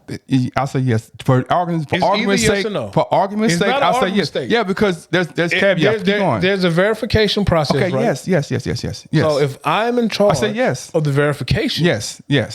I might have been fucking up. I can't. Yeah. From what it sounds like, this person has been fucking up. This entity, it's an This entity. entity has been fucking up. Yeah. And something had to happen, whether it could be the entity that you do business with that says, hey, we know you good, you doing your work, but these jokers over here, Yeah. they ain't even doing their work. Yeah. So Mr. Tom's keeper checker, Yeah. why have you not been keeping tabs on the work they supposed to be doing? Okay. We have you in place to verify The BBs and the the DDs BBs and and all them. XXs. We got you in place to verify Yeah, that. yeah. Do your job, verify. Yeah. So now they probably like, damn. Well, I got to make sure this shit match up. Okay, question right there. When I say I was like, you double working yourself. Like I said, if I tell you that the BBs are the ones messing up, right? If I tell you that, and now you as a third party, like, let me go check everybody, right? Makes sense, right? Yeah. And you see the AAs, the CCs, the DDs, and the EEs are on point. Yeah, okay, I might have an hour here, 3 hours there, so on, so that's off, but they mostly on point.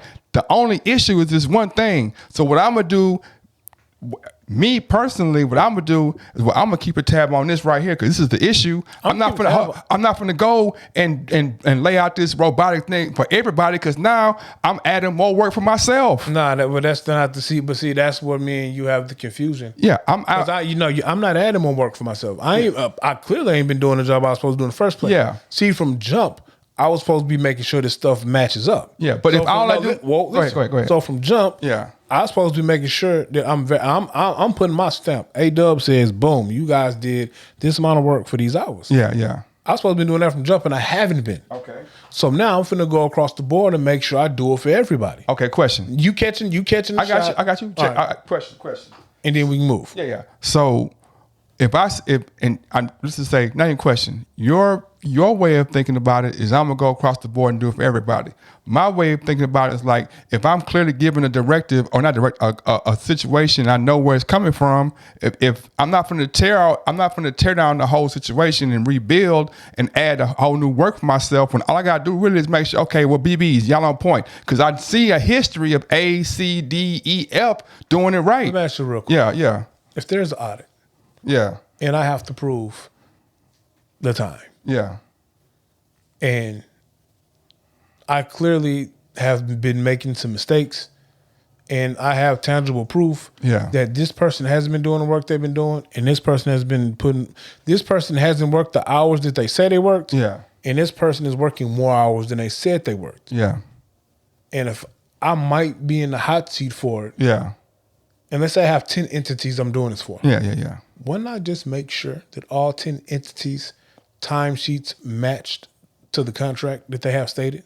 So with that being said, I will go through and make sure each entity is giving me, because it does seem like that there's a check and balance where a physical sheet and a digital sheet is present, and at some point in time, I have my hands on both.